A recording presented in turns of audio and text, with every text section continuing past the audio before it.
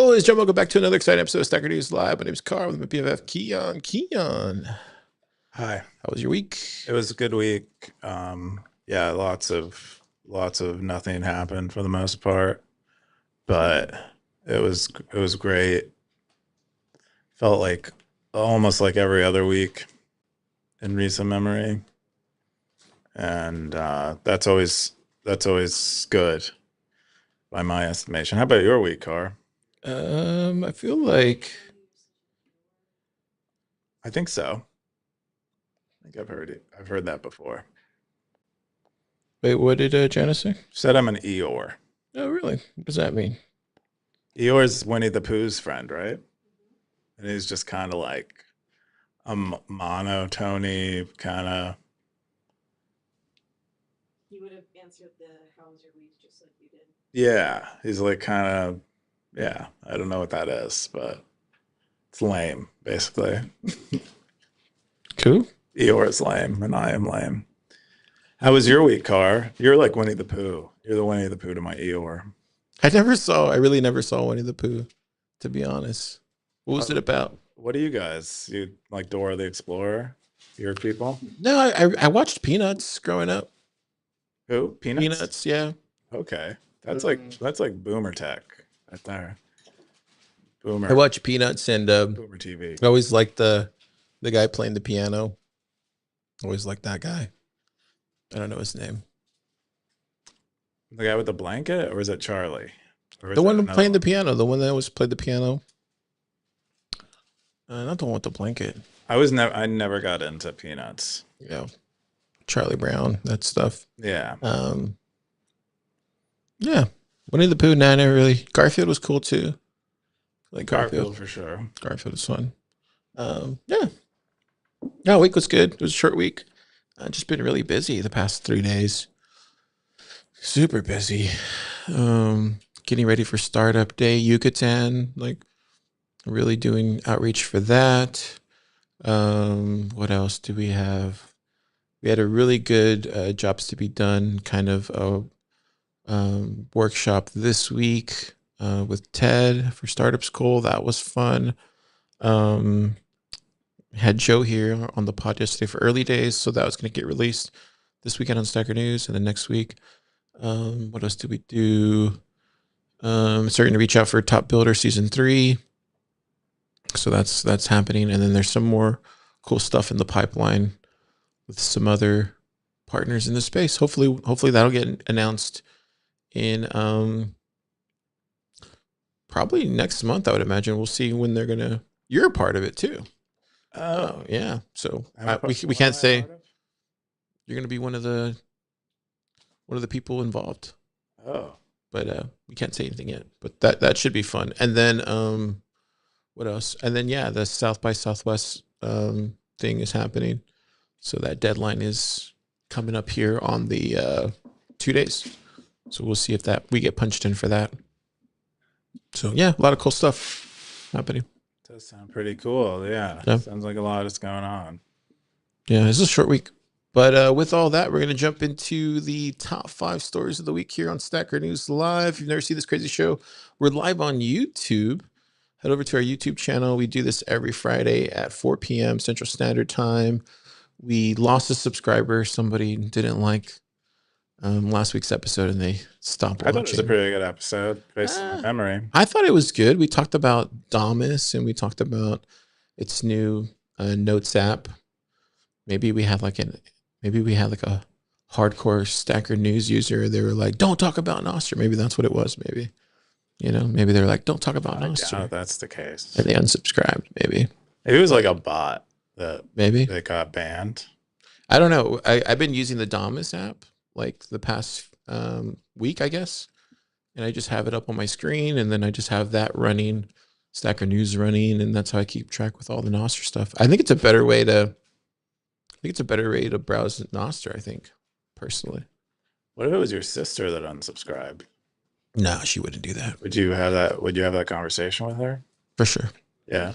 And then last week's most popular video was Jack's first one. Jack's video, the proto release. Yeah, there were very few videos on YouTube about it when I looked that Oh, week. really? So that might be why we did good. Is because like there's people are searching for it, but they can't find anything. Yeah, it had 116 views, more than the actual episode itself. So people were tuning in to learn all about the block's new Bitcoin miner. So that's what everybody tuned into.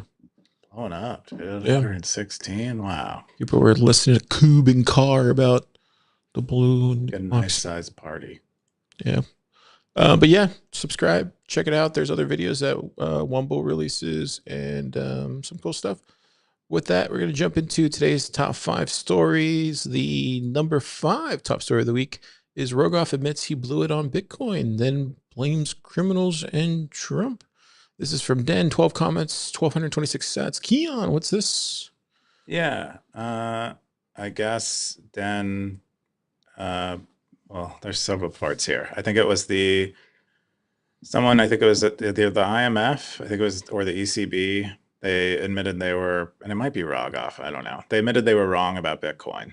And I guess Den chose to write about that. And they admitted they were wrong about Bitcoin, but not wrong as in Bitcoin is worth something, but wrong in terms of Bitcoin's trajectory and you know, Trump's rise and his willingness to give Bitcoin a pedestal to stand on and you know, stand out of the way for criminals to use it and that kind of stuff. And so in part this was about that and Rogoff being wrong. I guess Rogoff is a Harvard economist that, you know, is liked by other economists for some views. And I guess Dan had met him at some point and learned that he's and on the topic of money is kind of an idiot. Or yeah, that's you know, Den's words sort of indirectly. But that's pretty much it. This guy is wrong about Bitcoin, but he's a good economist by many people's measure in other ways. And people will probably continue to be wrong about Bitcoin. It's kind of hard to understand, even for people who should take an interest in it. You think if you were an economist and you saw a new money emerge, you'd be paying close attention because you weren't alive, maybe, or were quite young at least when past monies had emerged. You think you'd be super interested. Yeah. But instead, it's like the opposite. I think it is surprising to most of us. I think it's kind of just, even we fall into that same trapping too, right? Like as Bitcoiners, we fall into staying in our own little circles and not thinking outside of our own circles for things. And, you know, No, absolutely. yeah. So So, kinds of biases. yeah. Yep. Yeah. What was the top comment we had? We had Undisciplined said, earning a PhD gives you or can a fine appreciation for how little experts should be presumed to know. Simple Stacker said, don't know. That was worth 6 years of my life. Undisciplined said, probably not for that. I really enjoyed being a grad student, though. If it paid better, I might never have left. What do you mean by that? Learning is really fun. Like when you get in the groove of it and you're just spending your entire life, like years of your life learning, it's amazing because you're making progress. It's like sort of a video game where you're the main character and you're getting better. You're powering up and powering up. It's hard. It becomes kind of addicting. I think that's why a lot of people end up pursuing more and more degrees. As Corsby said, he quoted, should ban cash because criminals. Then he said, what is the line of reasoning here? Like a normal non-criminal thing can be used by bad people, therefore no one should use the thing. How do such people not see that? It applies to everything. And Discipline says, it's easy not to see things when your livelihood depends on not seeing them. That's true. Cool. Yeah. The next top story is housing prices are not high by any historical standard. This is from Scoresby, 33 comments, 1,055 sats. Keyan, what's this? Yeah, I guess Voskuil shared his thoughts on the housing market, and they're kind of interesting because they run contrary to how many people either discuss the housing market or feel about the housing market. And basically, what he said is that housing prices are not high, and he has some justifications for thinking that. Basically, he thinks that he represents like a point of view I've seen several times on the economy, either like wealth inequality or this housing price issue, is where no, it's just that millennials and Zoomers are extra whiny, and actually everything is fine. It's about as good as it ever has been or better, and they're just extra whiny. And so he has some rough data to back that up. Um, Basically saying one line of reasoning, although he doesn't explicitly say it, but someone who shares his point of view shared at one point was that houses are bigger and the quality of the houses are better, and our expectations are that we have bigger and higher quality houses, and that's why they're expensive. But if you like compare apples to apples, they're not actually more expensive. Like we were okay having smaller homes with, crappier like situation in general. We'd have the same outcomes as previous generations. Anyway, so this is kind of what this is all about. Is like our housing prices elevated? Is it a bad time to buy a house? Or is Voskuil right? And it's like the same. It's the same decision. Making that decision today is you should make it the same way you would have made it decades ago. And there's a lot of discussion in the comments. I thought it was one of the highlights of this post is in the comments, because we have a simple stacker kind of helping use I guess articulating his intuition about how he would deconstruct Voskuil's argument, having a lot of experience as an economist thinking about these kinds of things. And like Voskuil using averages to kind of explain his argument, or these what are called quality adjustments, and how like sloppy they are when used in any capacity. It's hard to price quality, really, I think. Yeah. And then, lots of back and forth. Of course, Undisciplined chimes in as another economist, runs the econ territory, and a good discussion ensues. So if you want to get in the nitty gritty of this, but what do you think? Do you think housing prices are higher? You're not a homeowner, right? No, but I think what's interesting is that I mean, when I was, everybody knows my story, but like there was a time where we were going to purchase a house, right? Like it was right at 2020, 2019. So that was a thing that we were going to go and do. So this was like, I guess it was like right before the bubble, right? So that was a thing that was definitely happening. The bubble still hasn't popped, I don't think. But I feel like in Austin, there's always like we always feel it last, or it always just levels off, and it's just different here in Austin for whatever reason. The bubble didn't pop in 2008 here. No, I just maybe I just wasn't paying attention at that time, but I just feel like it's not the same like everywhere else. Maybe that's just a feeling. I don't know, but what I'm trying to say to get back to this post is like, I think just relative to this post, I think just if we're just speaking from a millennial perspective, I think the average millennial probably put off a lot of this stuff like marriage, and put off a lot of home ownership till their 30s. Because I know me and my ex didn't really look at it till our 30s.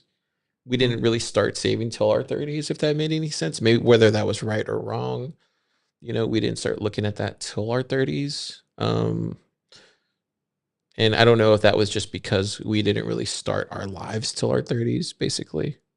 because we were just goofing off in our 20s.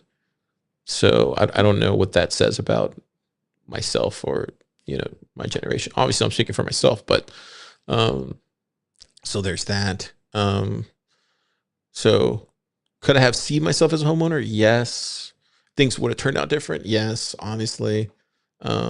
So I think there is a point to what Voskuil's saying that, but I also see what Ovi. So Ovi's saying right here. I think Ovi is right. Like he says, 30 years ago, I was covering my rent, utilities in 3 days, and I think that is true too. Because when I was in my when I was like 20 or something, um, yeah, I was working at the mall and like like not barely making anything, and still going to school and like covering my rent and Yeah. utilities and stuff.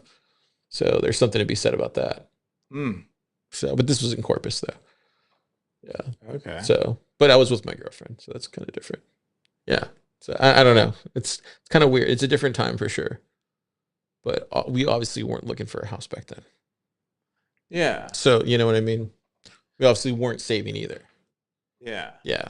I just remember my only run-in with possibly owning a home was like around, I think it was like 2007, but I was a grocery clerk working part-time as a grocery clerk. I couldn't get a full-time as a grocery clerk. And I was looking for a place to rent because I was living behind a motel for a long time. And I think I was looking for a new place to rent, see if I could afford anything.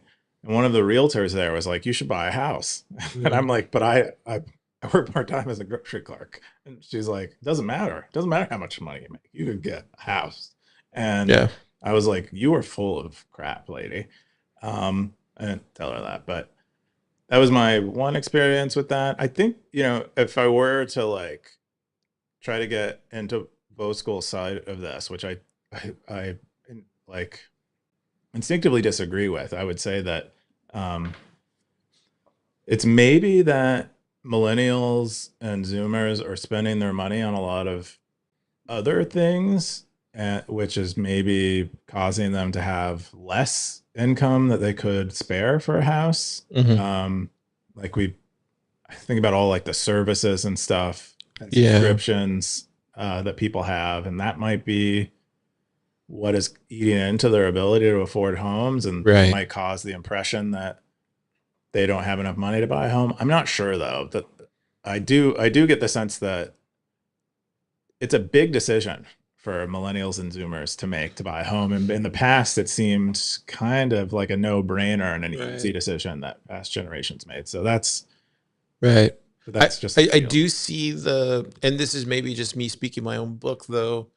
I do see this next bull run leading to more citadels getting built.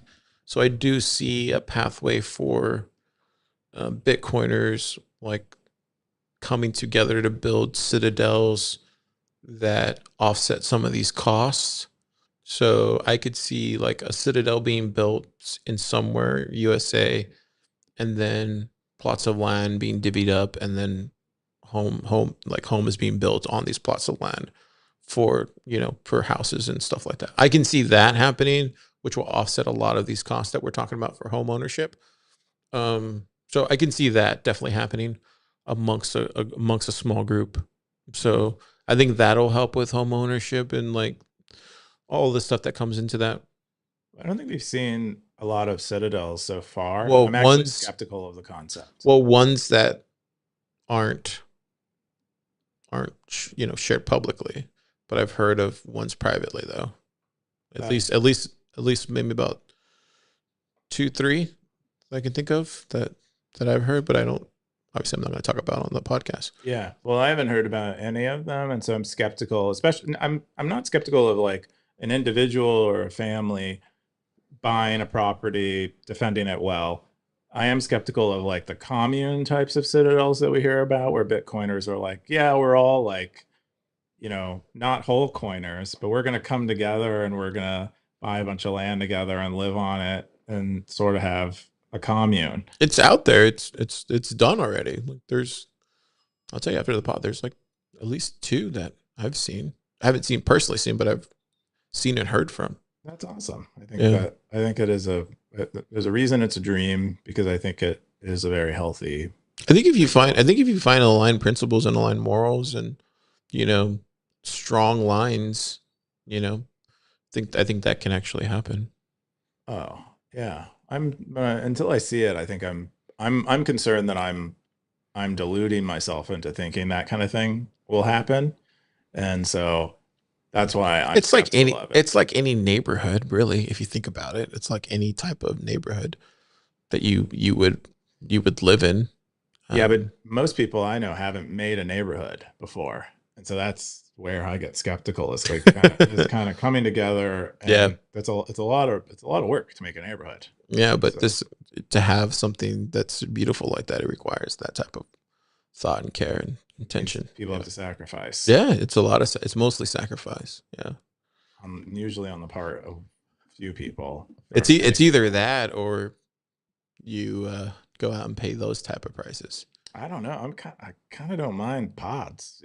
Like Pods. yeah, I actually don't. Yeah, I mean, so it's might be a it's either what we're talking about or what I'm talking about, or live in a pod and eat bugs and insects and fight off. You could eat steak and live in a I mean, you could, We'll but talk about that you're gonna a be little paying up the my top story. yeah. Big story this week. So I mean, these are the choices that you have, and what's the saying? You live and die by your choices.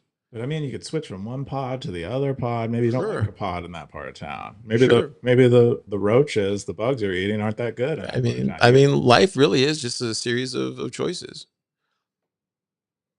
That's a great point. That is true. The next top story is your nightmares cancellation stories. This is Simple Stacker, 18 comments, 14.85 cents.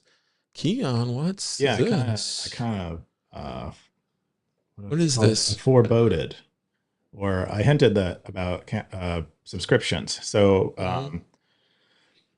Simple Stacker describes or read an article about Planet Fitness getting sued about their memberships being hard to cancel, and then has their own issue with WordPress. I guess it's like probably some plugin that they were using for WordPress, and they had trouble canceling it.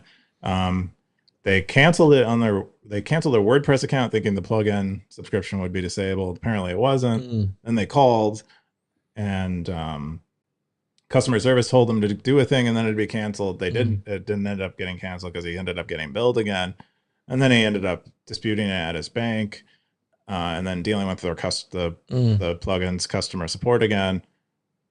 And anyway, that was he used that as kind of motivation to ask us if we have any similar subscription cancellation stories. Oh yeah, there's a ton, dude. Yeah, Isn't the Wall Street Journal notorious for one of them? I haven't heard that about Wall Street Journal. Yeah, I've never actually subscribed to a paper before. I feel like what's the other one? There's a lot of those. Like it's usually the old publications, the old media that's like really tough. And I wonder if that's by design or totally by design. They have Yeah, no incentive to change it, or they're just so. I've heard Bloomberg is one of them. I've heard through a source that Bloomberg is kind of like that too. Like tech starved. What else? Or tech anemic. What's another one? Yeah, there's just a lot of them. I've heard most gym memberships are like that too. Yeah, gym memberships. I definitely know. I don't. Yeah, I think that's at WordPress. I'm kind of surprised. I wonder, is it through? Oh, it sounds like it's just a plugin through the marketplace. It sounds like Probably. Okay, so it's not actually like WordPress or whatever. Interesting. Yeah, my best example that I could think of was any Amazon product. Like if I try to unsubscribe from Prime, it is, and I've gone through it a few times. Okay. And that's pretty easy. But they have tons of dark patterns where you have to click through like 4 or 5 screens, and then there are like tons of warnings. Like it's not like they prorate you and they allow you to go to the end of the year, and because what I want to do is I want to subscribe, then I want to unsubscribe, and every year be reminded and have to subscribe again so that it doesn't just keep going on. Yeah, they don't let you do that. They like cut it off immediately. Yeah. Audible, similar situation. I don't mind the Audible one because I feel like I'm gonna, go through a rut where I'm gonna buy like 4 or 5 right at once. You know what I mean? Oh, so you don't cancel them? Yeah, I like getting those, like adding up those credits. I don't. I don't like that.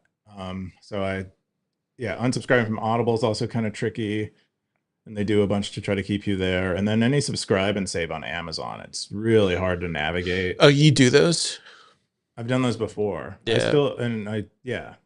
I just remember getting a bunch of deliveries that I thought I had canceled, and I'd only canceled like one of the deliveries. Like your kombucha delivery, dude. Like that one. Is that the dude that comes every week? That guy? It's not kombucha. It's Oh, it's coffee. coffee. Oh, Yeah, okay, but that guy. I do look like a guy who drinks too much kombucha. Yeah, well, that dude's like, it's like sometimes he comes and I'm just like, who's this dude again? And then I remember because I'm like, That's man, not Amazon though. That's just a local. yeah, I know, but it's kind of funny because I'm just like, I'm thinking in my head, I'm like, oh yeah, it's the kombucha guy.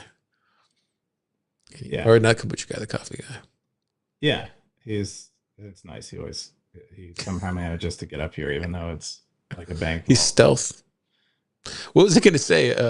You know what? It's totally unrelated to the cancellation stuff. I hate buying stuff through Amazon now because I feel like it's the return process is a pain in the ass. Oh, Yeah.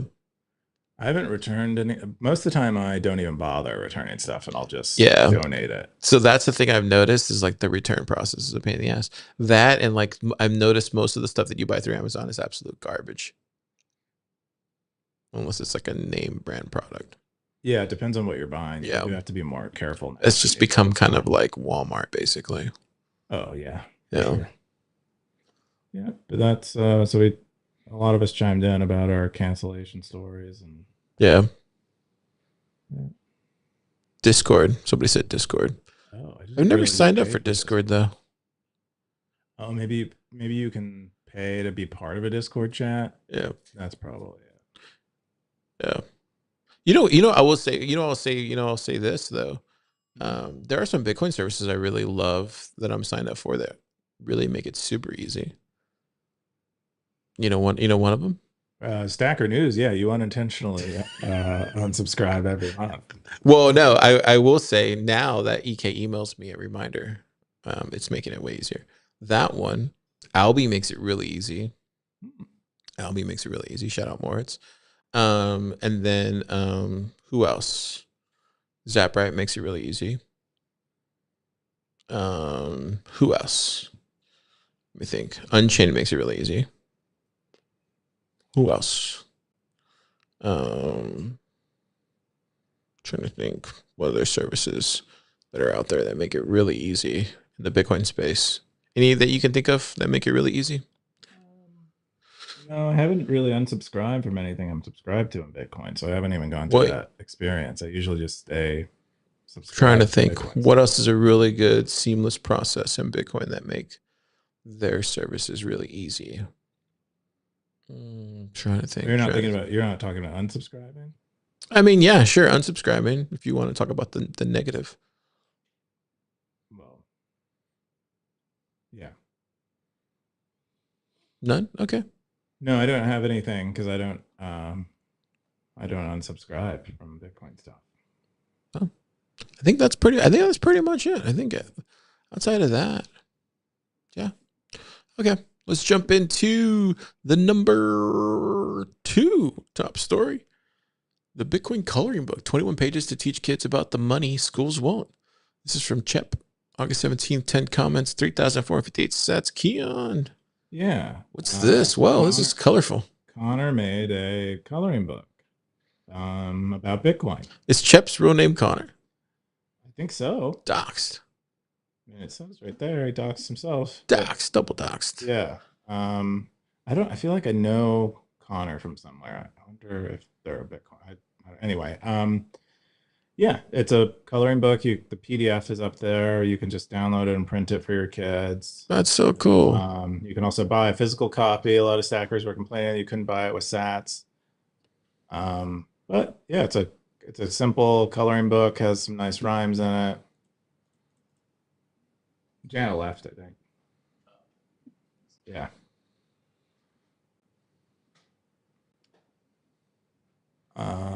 Yeah. 21 pages.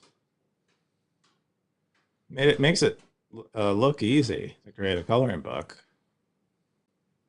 I mean, I might even color in this book. It seems kind of fun, and you learn a little bit. Tries to teach children about Bitcoin as they color through it. I don't know how many. I don't know what age would be the right coloring age, where they're also reading and able to grok Bitcoin. But if you, I imagine maybe people are coloring up to like 6 years old, maybe.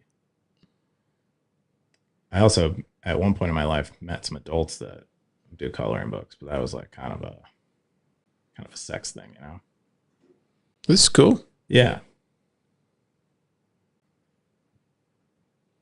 I hate to be that guy, but man, the font, the lines driving me nuts. Well, oh, you don't like round font? No, the jagged edges on the lines. Pixelation. Pixelation is driving me Yeah, nuts. you probably made it in Canva rather than an illustration. Yeah, I wonder if you could run it through AI and clean that up. It looks great though. Other than that, I think it looks fantastic. It's really well Kids won't done. even notice that though. They don't care. No. They won't. And you're like zoomed in. I'm sure. I mean, I noticed it right away. So I noticed it from this far. Well, don't give Carr this coloring book if you see him. I don't. No, I mean, like, There's no pixelation. but I mean, it's free. I mean, I'm just like, I noticed it from here though right away. I was like, it would drive me nuts.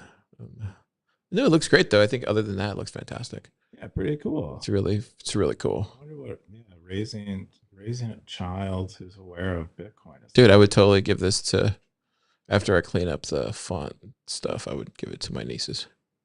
Yeah, you don't want to harm them with the jagged edges of No, the I would font. not. No, personally. Bump your but- toe on But it looks great though. Fantastic. Jagged- Good job, chap. jagged V. Yeah, because you would want their first introduction to coloring in Bitcoin to be Anything harmed that way. less than a vector. 100%. This looks great, dude. This is really cool. I wonder where you got the idea from. Did he chime in on the comments or anything? I Or think so. what did he say? Oh, if you could buy a physical copy with sats, that's a good idea, Nat. Chep says, I'm going to look into building this. I published it with Amazon, but I agree people should be able to buy this with Bitcoin. Good job. Yeah, if he's going to publish it, definitely bump up the font. Help me get a jump on investing. Cool. Good job, Chep. Do you need comments on it, Keyan?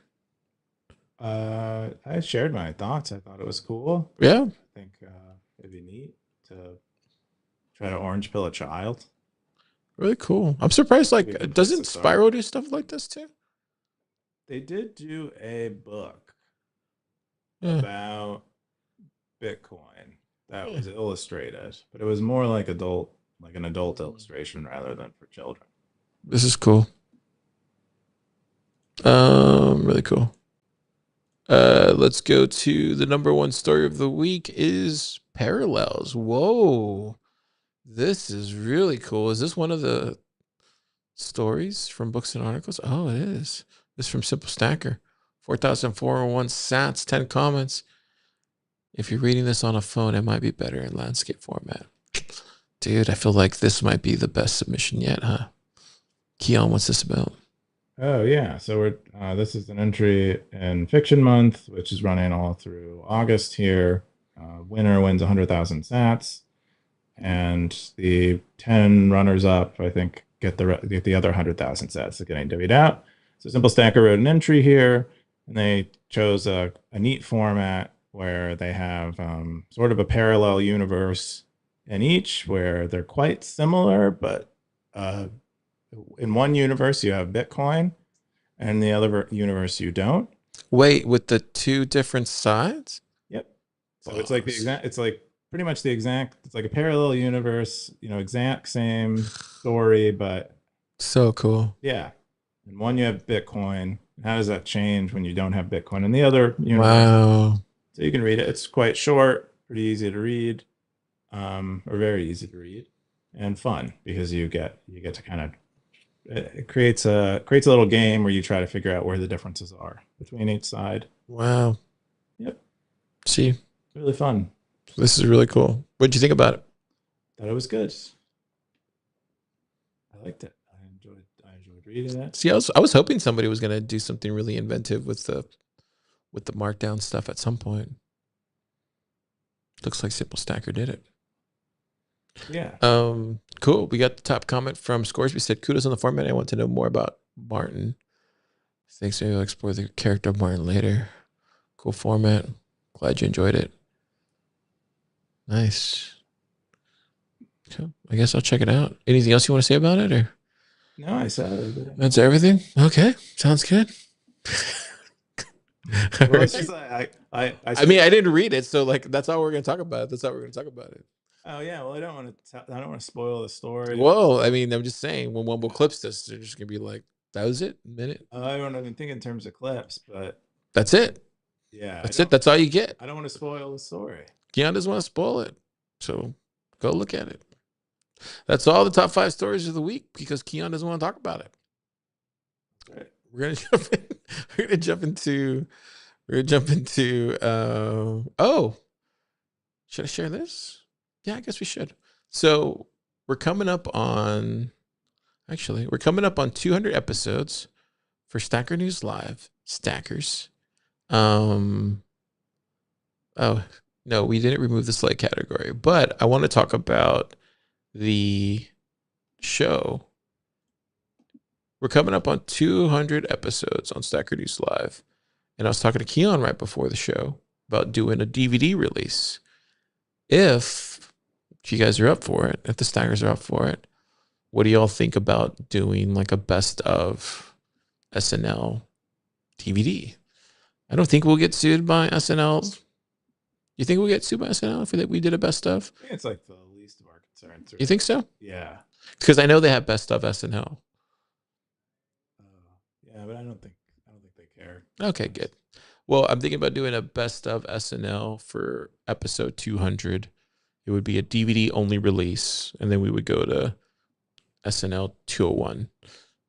Pleb Poet has agreed to do the cover art, and still need to talk to Wumble about doing the clips. But if you guys are down, wait, here she comes. That's me. That was so Napoleon Dynamite. What was I going to say? But yeah, if you guys are interested in doing or interested in seeing an SNL 200 DVD, let me know in the comments or in this post on Stacker News, and we'll make it happen. If not, and we won't. Ideally, we would want to do it, but cool. Wanted to bring that up. And then the other thing was Keyan's post. How would you feed yourself on $20 a day? Keyan, why did you want to feed yourself on $20 a day? Yeah, I got curious about, I don't know, this was a thought that occurred to me as I was figuring out what to eat for dinner, and I didn't want to cook it, and I didn't want to refrigerate it, and I was like, well, can I do this every day? How much would it cost? And how could I do it most cheaply?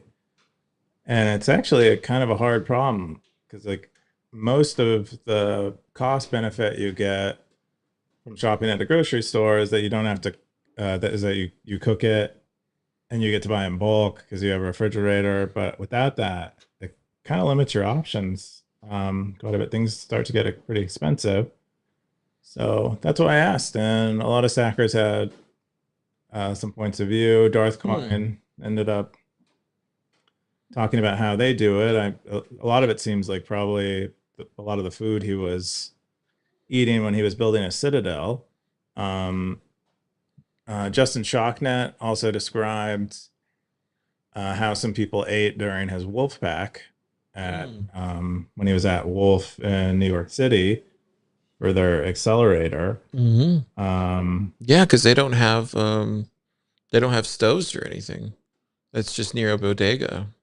Me and Topher stayed there for like 3 days or 2 days or whatever. Oh. And we just ate out the whole time. Yeah. He said that some people got like an egg cooker, which like kind of steams the eggs. And I think they had in-suite like little refrigerators that they were able to use for refrigeration. It's a small little place.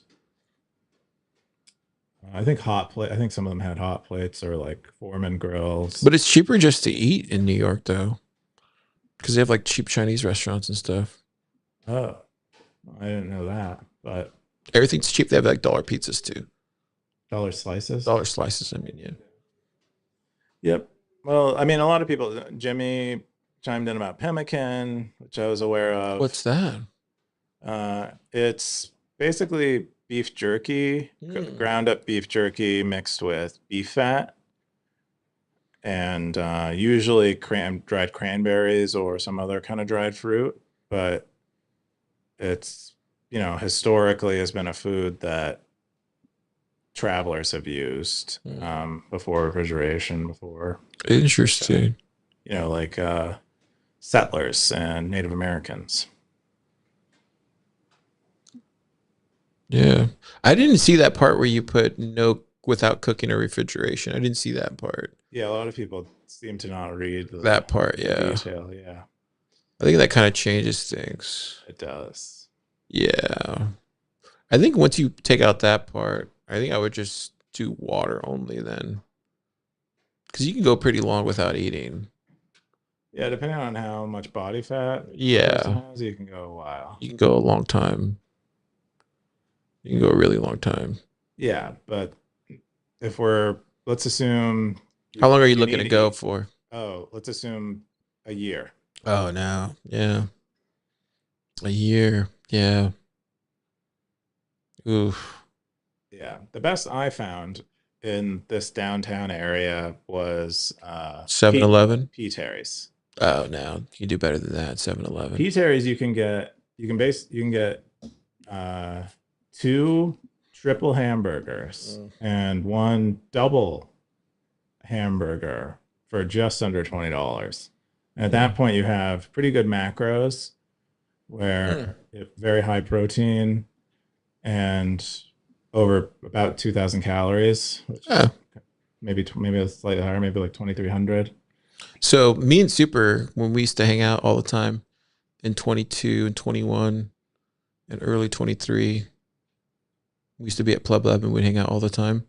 So we used to do a thing where we would go to church on Sundays and then we would go there super early in the morning and they would give us free breakfast.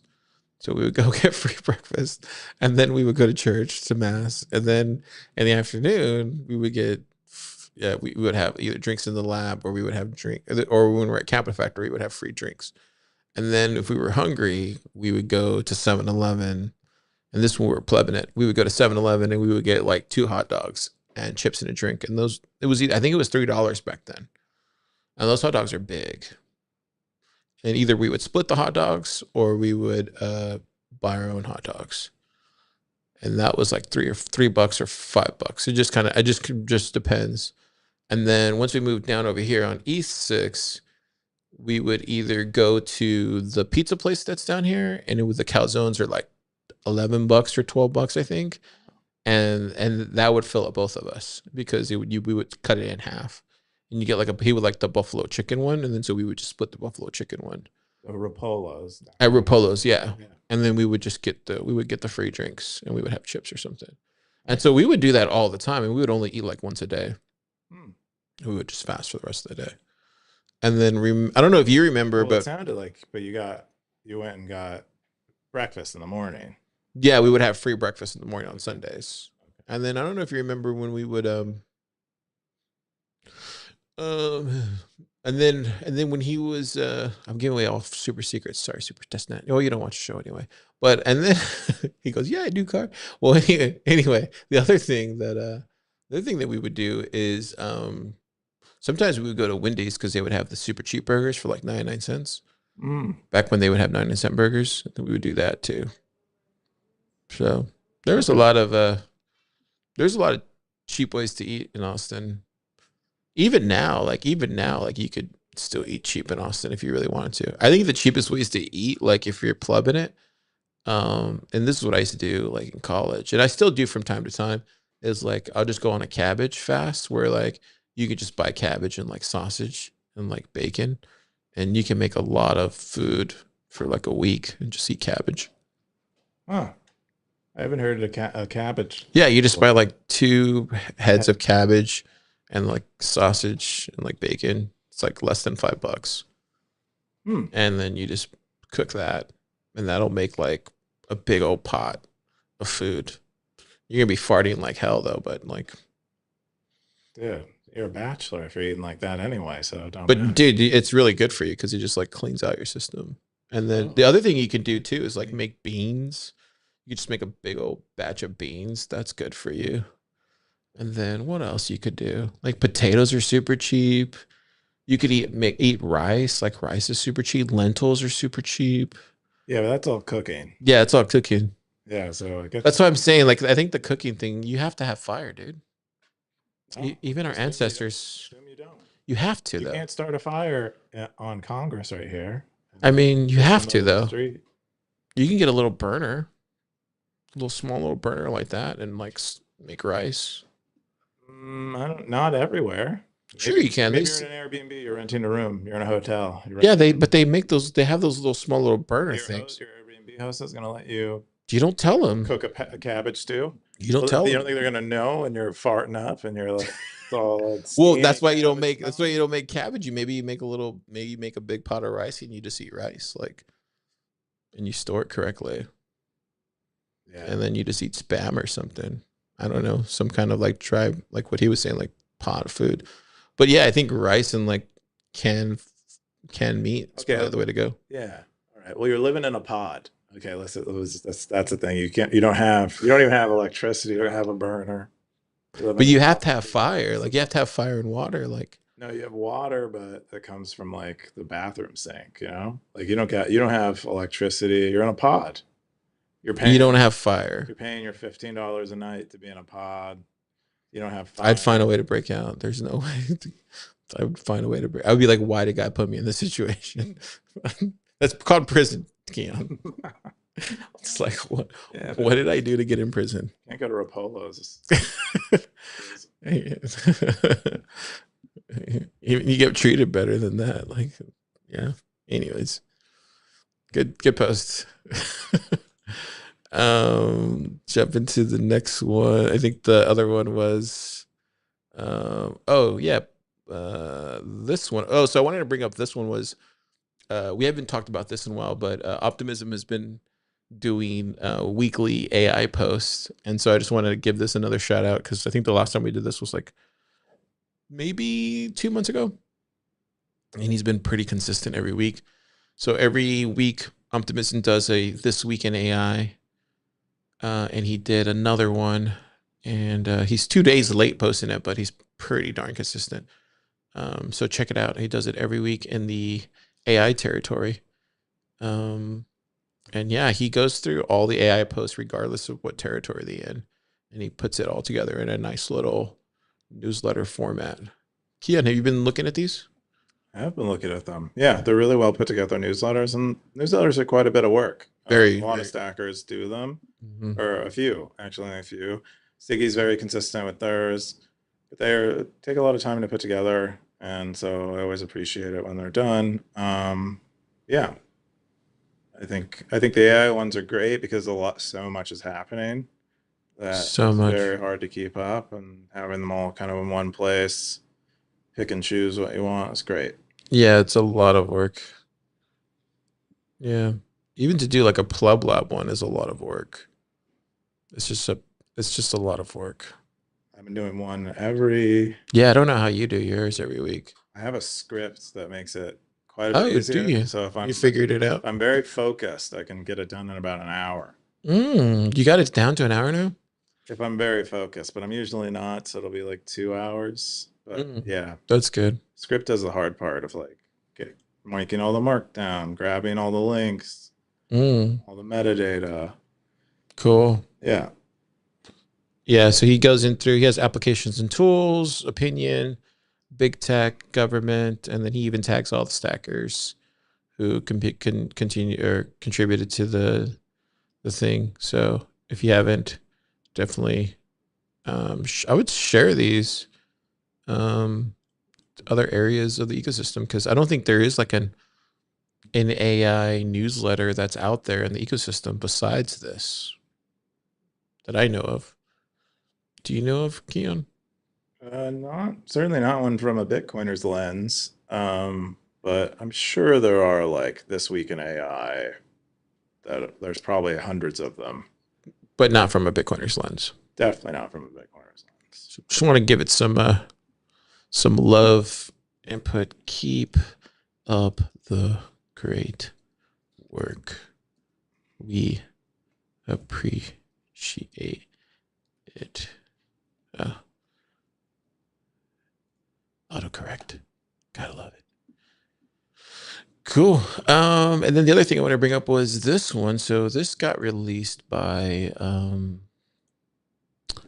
a Flash. So they did a release called Bitcoin Payments in Retail, How Steak and Shake saw sales rise 11%. I don't know if you saw this week, but one of the key takeaways was accepting Bitcoin payments in retail is no longer a gimmick. It can cut fees, attract new customers, and future-proof retail payments.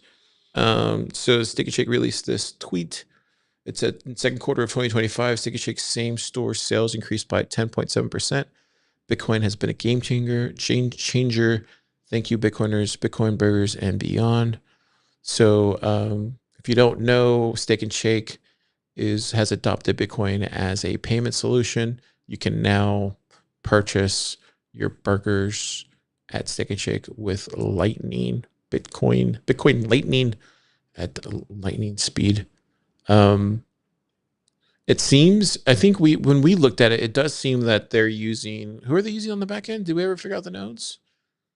Oh, well, Flash. Flash is the company that's providing, I believe, the nodes and the UI and stuff. Oh, okay. Unless maybe Flash is using Spark. Okay. They might be. I'm not exactly sure, but Flash is definitely the point of contact for Steak and Shake in terms of their Bitcoin setup. That's why they're promoting. Okay. Yeah. So one of some numbers for the people that are viewing this on YouTube. So payment fees are one of the largest hidden costs in U.S. retail. In 2023, merchants paid 172 billion in credit card processing fees. That's just stupid. Steak and Shake reports have around saving 50% on those transaction fees. So when customers pay in Bitcoin versus traditional credit cards, they're saving a lot of money. So this is coming from Dan Edwards, Chief Operations Officer at Steak and Shake. He says, our experience so far with Bitcoin has been that it is faster than credit cards. And when customers choose to pay in Bitcoin instead of credit cards, we are saving about 50% in processing fees. I just wonder where the processing fees are coming from, because in Lightning, the sender is paying the fees. So they must be paying Flash or Spark, or maybe they're discussing the fees that they pay in terms of getting inbound liquidity. But I'd be curious about the breakdown of where they say their fees are coming from. Well, the second thing I want to bring up was the faster settlement. So there's a much faster settlement. There's zero chargebacks because they're using Lightning, and then another operational upside is that, particularly for CFOs or CTOs that are potentially listening to this, is there's no fraud disputes. As you know, with credit cards, and we were just talking about this on the other top story this week, is that you can get into this position of like the Wall Street Journal or like any of these gym memberships where they like get you stuck in their like they're just like vortex of like, you're stuck paying us forever and you can't unsubscribe.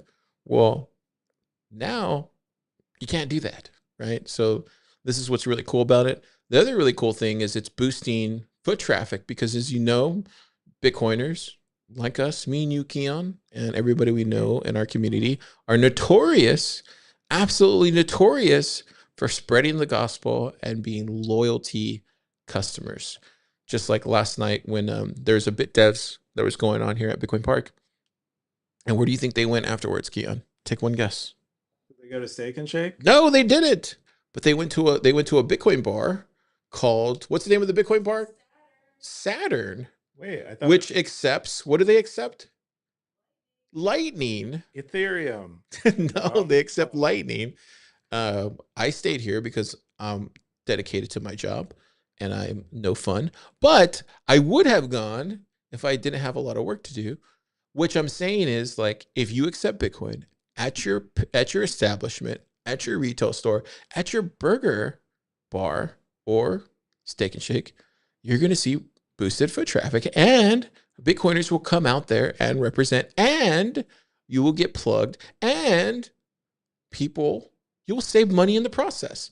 So considering all this, 95% of crypto buyers are millennials, turns out, and Gen Z.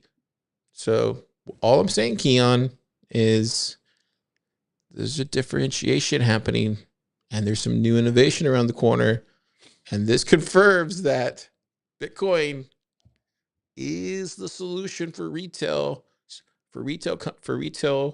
small, medium-sized business struggling out there. What do you say, Keyan? I say, okay. That's really all I have to say to You're not bullish on this? all of that. Not really in particular. I'm super bullish on this.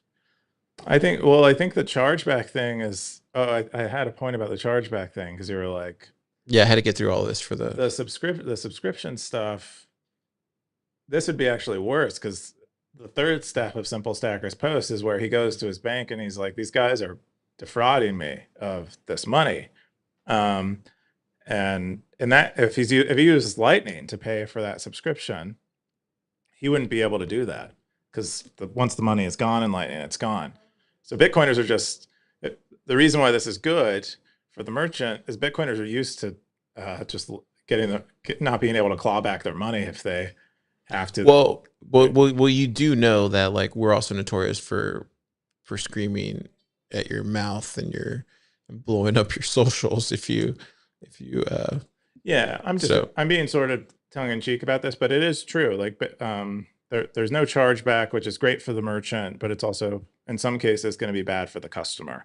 And so it's worth discussing those trade-offs. Is like, it'd be nice in some situations if you could actually claw back Bitcoin, but on some levels, as a feature that you can't claw back. I think it's amazing. I think this is where I think you're even seeing with AI, where they're kind of trying to figure out if, like, that bubble has burst, and where is the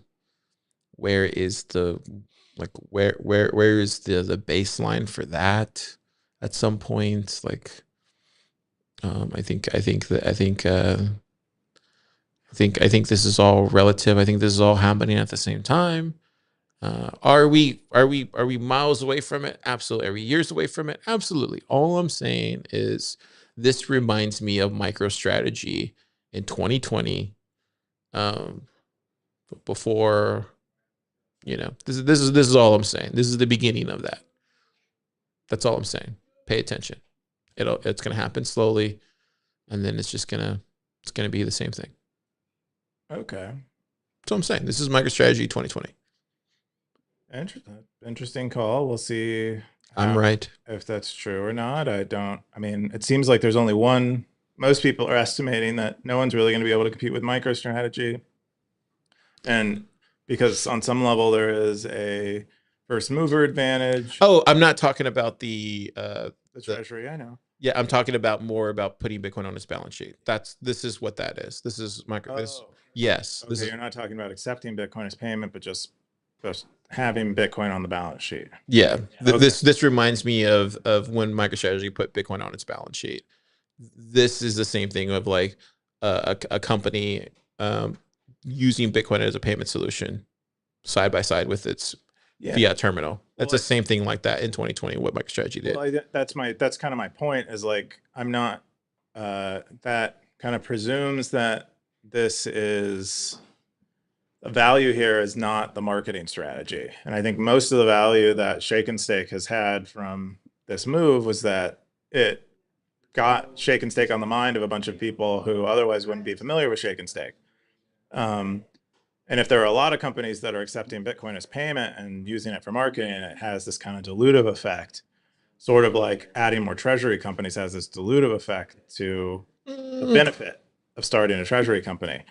Anyway, that's most of what I'm saying. It's like, if Bitcoin is not solving a real problem, and this is just sort of a gimmick, I don't know if we'll see more of this. I was just providing somewhat of a counter point of view. Yeah, I can see the counter to that. I don't think that's necessarily a. I would love to see more Bitcoin payments, though, and I'd like to Yeah, see more of this. I'm just yeah, but I don't necessarily think that's like a. I mean, yeah, sure, it's a counter, but I don't think that's like a. Um, to me, that feels more like I don't think that's a reason why people would do it. I think it's actually, you know, people out there are struggling, and they need to find some sort of way to make more money. And so this you don't is think this is about marketing? no, I think this is about trying to like save and ways to make money. Like I don't know if you saw across the street, but P. Terry's is closed today. No, I didn't know that. Yeah, look across the street, like P. Terry's is closed How today. am I going to eat under $20 today? No, but I'm saying like Why it's because of all the fiat stuff that's happening outside that building. Um I think and it's just like the city upgrade infrastructure, right? but these are the fiat. This is the fiat establishment like that's happening inside the city. Like this is where I'm trying to say is like this type of infrastructure that's slowing things down is wreaking havoc amongst our city, and this is gonna continuously happen, and this is gonna continuously force people to find other ways to save and look for ways to make to create more value or to save money. And I think you're gonna see more and more companies do that, and I think there's going to be more and more companies have to find. It's like the depression where people had to reinvent themselves and people had to try different things, and there other companies just closed down. And I think that's what you're going to see this decade. You're going to see more and more of it happening. So I think Bitcoin is part of that solution to making that happen. So you'll see some of them flourish and then some of them won't. But that's Car's take. All right. Cars take. Freaking. I think that's everything that we got. The last thing is Pleb Poet's Zine. Did you see this? Yes, I see it every week. You ask me, and I've seen it. I look at it when What's it's this one called? published. Information wants to be free. Do you want to talk about it or? No, I think it's usually Pleb Poet segment, so we'll just honor their segment. But it's a cool zine, lots of cool stuff in it, lots of cool visuals in it. Ties in a lot of older posts, makes them a little more evergreen. Feature some of the stories that we talked about on this podcast today, and their comments. Yeah. Cool. The next one is, let me go back here. Where was it at? We got the fountain. Oh, I think that's everything. Let's see if we got any comments. Sybil Stacker said, no, not that one. Corn Supporter said, cool, watch out. I should be among the top spenders there. I now have a territory too. Okay, so we're going to go over to the Cowboy segment. Where is the Cowboys? Keyan. Top Cowboys. Top Cowboys. I don't think they've, at least the top five certainly hasn't changed. I feel like don't everybody see- has unremoved their stacker in hiding here. Who? I think everybody has removed their hats. No, there's number 8. I don't know who number 8 is. But it looks like Optimism has risen to the top pretty fast. I mean, it does have a rocket ship. That's So, true. does make sense. But yeah, a lot of these are familiar names, of course. That's kind of what this ranking suggests, is that these people have maintained a cowboy hat streak. It looks like Max has climbed up. JB Schertzinger up in there. It's fairly static segment, which is why it's so exciting. So it doesn't change from week to week. You can kind of just watch. You can watch any week, and it's like the last week you watched. It's very reliable and consistent that way. People tune in from around the world just for the same segment every week. So Very exciting. Peter Todd, Justin Shocknet, Endothermic. Did I play well? They wrote a cool piece rebutting Saifedean's Milei scorching essay that they wrote recently. Really? Yeah. Who did that? Did I play well? Where is he at? They're in Argentina. I think they were part of Did I Milei's play well? Where's presidential campaign. I don't see did I play well anywhere. Oh, it was towards the bottom there. Did I play well? But it was they always provide like an opposing opinion to anyone who has negative commentary about Milei, because a lot of us don't know what's actually going on inside Argentina because we're not based there. So we just we read the news. What's this? Sometimes the news is wrong. This is the South rebuttal. Korea Lightning asked me about my opinion on Saifedean and Moose's recent slander on Milei, featured on this post. What happened with Saifedean? Oh, wow. Saifedean, no crying in the casino. What's this about? Javier Milei unraveled. Dude, what's going on Twitter, bro? Like, what is going on Twitter? I'm so glad I'm not on Twitter. Oh. So, Saifedean said, Javier Milei unraveled. No crying in the casino. What is this? Last week, Argentina regime tried to roll over bonds by offering investors. Saying, did you read this, Keyan? I don't want to read Saifedean's article nor the rebuttal yet. It looks like a lot of. Yeah, looks like a lot. Yeah, it is a lot. Saifedean has been kind of a bear on Milei. He kind of wanted Milei to come in there and institute, I think, anarchy day one, or something.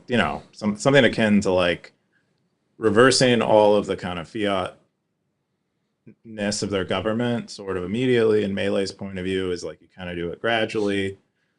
And I think people like Saif have an opposing view on that, and so are very critical of Milei. Didn't we talk about that? Like, I feel like, didn't me and you talk about that early on? I think we did. I think there was a post. It was possibly Did I Play Well wrote a post, and we discussed it on a past podcast. Yeah, and I think he went on whose podcast did he go on, and then we talked about it. Lex Friedman's podcast. Oh yeah, he went on Lex Friedman podcast, and then me and you got into a discussion about like it's kind of sad that he's not going to go full throttle on it, and then me and you got into a debate about it, and I think we came to the assumption that he's not a go all the way kind of guy. He's kind of like a baby steps Obama type of guy. Let's just steer the ship in a direction.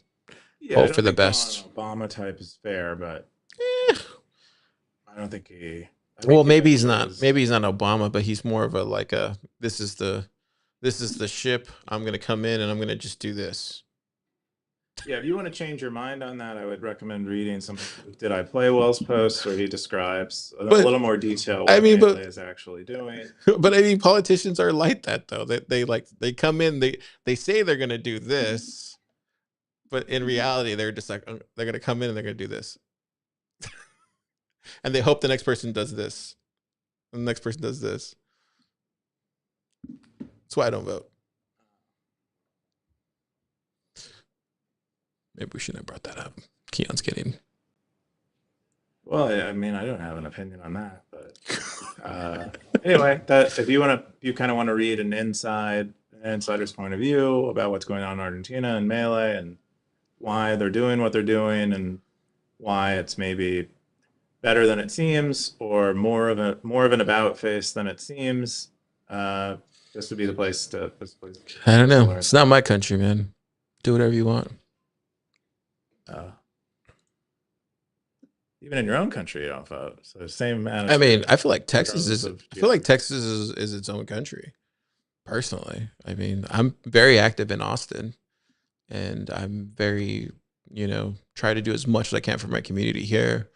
Try to make sure it has everything that I can possibly do, and I'm trying every day to make sure that it happens. So I'm very active with my time.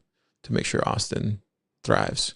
And Lord willing, I will try with every last breath. But if for some reason it fails, it's not going to fail because Carr didn't try. That I can promise. So I'm doing my part, but like I can't save everybody. You know what I mean? I can give advice and I can help and I can jump on calls and give people but like I'm doing the best from I can in my community and that's all I can do. Like it starts with you and like that's it. But like, you know, I feel like So is that like a small move your phone, or is that like a big move your phone? I feel like I'm just going like this all the time for my community and like it and I understand and you know like we're going to Startup Day Yucatan and we're going over there to help those people like believe in themselves and like try to start their own thing and like we go to other places and we try to help people start up their thing and like believe in themselves and there's something to be said about people actually believing in you and seeing other people do it and then and that's a thing but like you know after a while you gotta have to just do it yourself and you know you have a community on the internet like you know what that's like you have a community you know what it takes to do that like it starts with the individuals there you know the quote like What is it about? the quote is like what is that the like never forget like 5 people can change the world because it's something never has or whatever. I don't actually know. I actually don't. It's that quote. It's the most real quote that it's ever been. Like it's like yeah, it's that quote. It's true. It's like Look it up, guys. Look at her. somebody knows know that. what quote is. Somebody knows that quote. It's the most obvious quote. It's like It's the most so obvious. it's the most obvious quote. Even you don't know. I do know the quote. I used to know the quote like the back of my hand, but I don't know it anymore because I just do it. I see. just It's like do it. seeped into you where it doesn't have words anymore. No, just because I live it. It's Just live it lived- now. A lived quote. It's just a lived quote. That's But how common it is and obvious. It's lived. it's lived. It's not even stateable. It's not even stateable. Not shareable. I feel like everybody does it. Anyways, good stuff. But it's crazy that Saifedean's targeting him. Yeah, I mean, this is how you make a name for yourself. What do you mean? On the internet? This is like I don't know. It's like clickbaity, rage bait. You have to just get in people's faces and pick fights and stuff. It's how you grow your following. It's like you join a tribe, then people who are in that tribe start following you, and now you have more followers, and then you can get into bigger fights. Just keep kind of going. That's how you build a personal brand. It's how you keep your engagement high on social media, which is really important. It's really important, is it? Really important. If you're going to be anything, if you're going to make anything of yourself, you got to get in fights. To make sure your engagement is always well, growing. I mean, there's something to be said about standing up for what you believe in. I mean, there's that. I mean, I know I haven't read the article, so I don't know what he's like saying here. But like, I mean, if Saifedean actually believes what he's saying, then there's nothing wrong with him saying what he believes in. So there's that. I'm sure he's coming from a good place. All right, let's. Where is going to? Where are we going back? Oh, we're going back. We're going. I always lose my spot in here. All right, so we're gonna go into the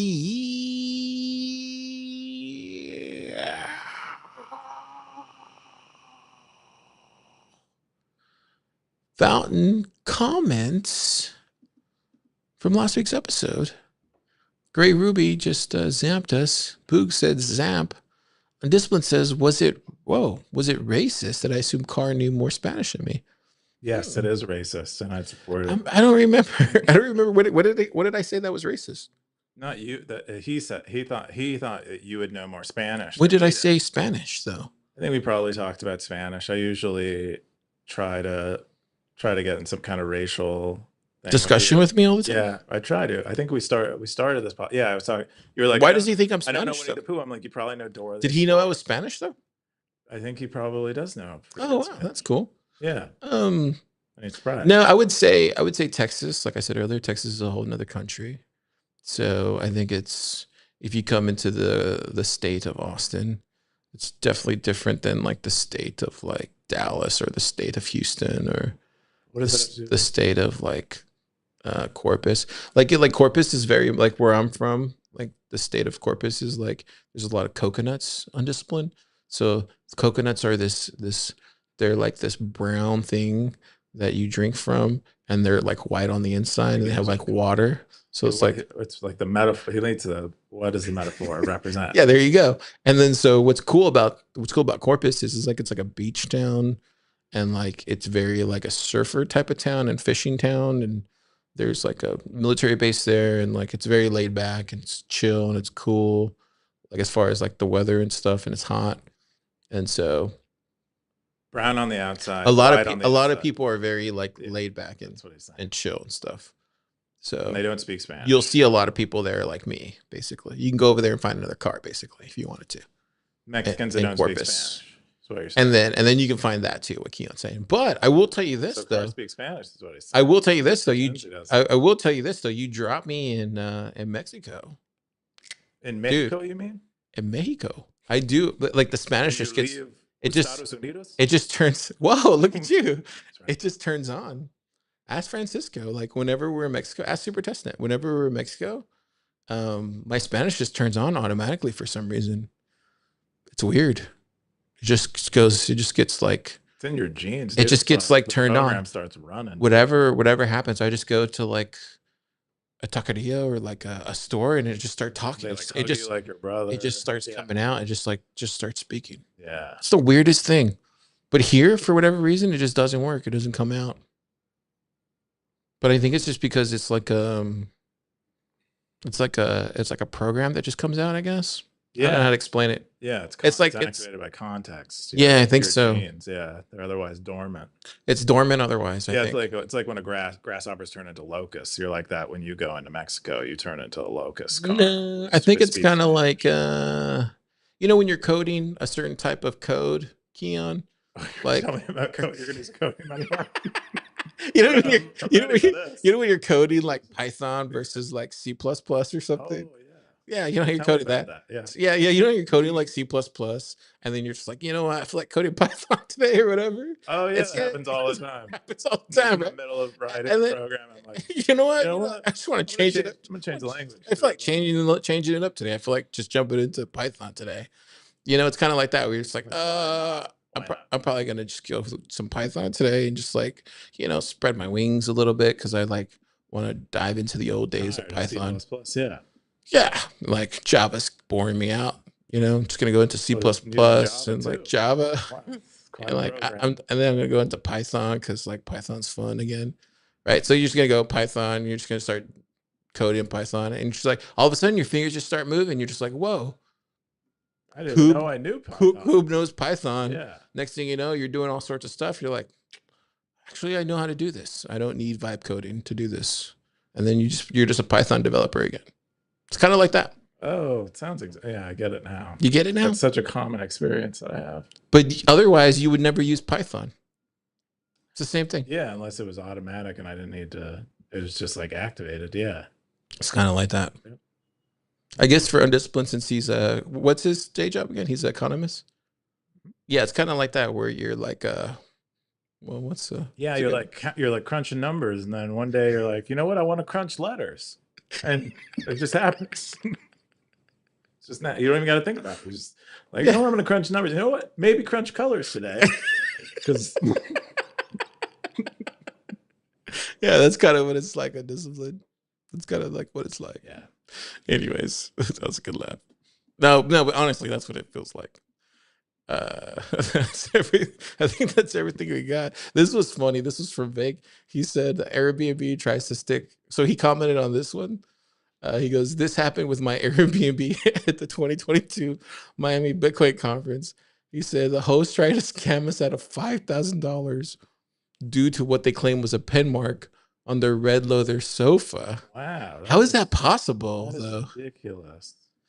I don't know, like how it would be $5,000 though if it was a pen mark though. If I mean, leather couches are expensive, so if they're claiming that they like ruined the leather couch, the pen mark, and they would have to get either a new leather couch or But why would they charge $5,000 though? it was really expensive leather. Leather couches are pricey, dude. They're like Tens of thousands of dollars if you get the right. But wouldn't they just like actually just take out that part and then like repatch it though? That's not $5,000. Patching leather can be tricky. You have to find the right person who knows how to do it. You'd probably just get it reupholstered. Maybe The whole thing though? yeah, and usually it's kind of tricky if there's like a grain to the leather, or it's a particular kind of leather. You can't even buy the same leather again because it was only made once, and yeah, it can be tricky. Yeah, that sucks, Vic. Hopefully you didn't pay that. It would Sounds be. like they did. He did? Sounds like he didn't. Yeah. Also, too, like, dude, why were you staying? Why were you staying at a very expensive Airbnb in 22? Let's stay humble. Stay humble, Probably a Vic. bunch of like, fake like people who, Oh, he's super. Yeah, Vic. a penthouse or something. Yeah, he was probably staying like on Miami Beach, like super. Yeah, it's like on super, Sailor's yacht. Yeah, he was probably on Sailor's yacht too. Sailor's yacht was on Airbnb. Stay humble, Vic. That's back in the bear market. So. Oh, that was super bear market. Yeah. Which that was the last Miami Bitcoin conference, right? Yep. That was when the Bitcoin conference was good. I didn't go to that one. The last one I went to was 2021. Yeah. That was the last good conference, I think. That was the one when Dorsey announced, or no, which announcement was that one? Was that the which announcement was that one? That wasn't the El Salvador one, though. That was the 2021, right? Or the 2021? 2021 was the El Salvador. Which was the 22 one? That was the Cash App one. I wasn't there. I didn't go. I don't remember that one. I remember you guys all went. Yeah. That was when Kyle took his shirt off, right? That was that one? I think that was. Yeah, maybe. I wasn't there, I think. Yeah, that was that one. That was a fun one. That was the one with the parties on the beach, right? With all the Nostr parties on the beach. Yeah, you're asking me. I don't know. That was a fun one, dude. Anyways, good times. Anyways, sorry to hear that, Vic. And that's all the stories that we got today. Cool. Keyan, what are you doing this weekend? What am I doing? I don't think I'm gonna do anything. I'm probably gonna, do my normal stuff, which is nothing, and I'm gonna stick to that. Stay consistent. Good thing to do. Stay consistent. Probably work. Have stuff to do. That's about it. How about you? What are you gonna do? I think this weekend I definitely have some work to do. I got most of it done today and this week in like 3 days. So definitely coming to work tomorrow. I got that stuff to do. My ear feels better. That's good. Oh, congrats. Yeah. So that feels good. Working again. You can hear. Yeah, I can hear. Yeah, just get some stuff done. Yeah, really no plans. Just mostly get work done, go to church, that sort of thing. And yeah, looking forward to next week. Next week's going to be a very busy week. What's going on next week? It's the last week of the month. Oh, is that a busy? It's usually busy. Last week of the month, yeah. Because it's the last week of August. We have we're jumping on a lot of podcasts next week for Startup Day at Yucatan. Oh, I see. So we'll be on, I think we're going to be on like 3 podcasts next week, 3 or 4 podcasts next week that we'll be doing. That's a lot of podcasts. There'll be a lot of car sightings on Twitter, internet. on the internet, Twitter next week. We'll see. Keep a lookout. If you see me on podcast or Twitter, I'm doing work. Are you going on with? Yeah, we're going on Green. I'm going on Green Candle next week. I'll be on Bitcoin News too, and then I think we're going to be on Thunder Funders thing next week. That's going to be like a Plub Lab one too as well. And then I'm dropping early days on Snacker News this weekend, probably tomorrow night. Joe? Yeah, the one with Joe. That's a good one. Yeah, definitely check that out if you're building really interesting upbringing and backstory. I had no idea. Yeah, not sure if that's being shared on the podcast, but I will say though that if you're definitely building a Bitcoin company and you're interested in getting some alpha, definitely watch the early days episode with Joe. I don't think he's ever shared some of that information before, because I learned a lot. I've always every time I hang out with him, I feel like I learn stuff So I definitely learned even more. There's one book I want to go and read that he gave me. What book was that?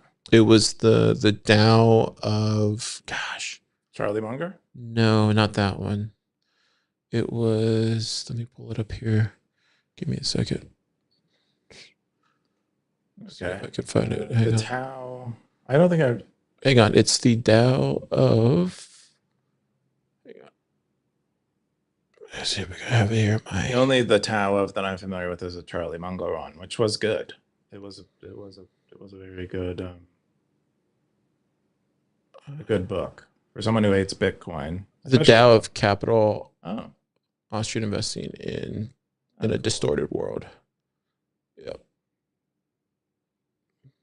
It's that one. oh, but it's not. Okay. Yeah, I want and to it's read illustrated. this one. That's nice. Yeah. Cool.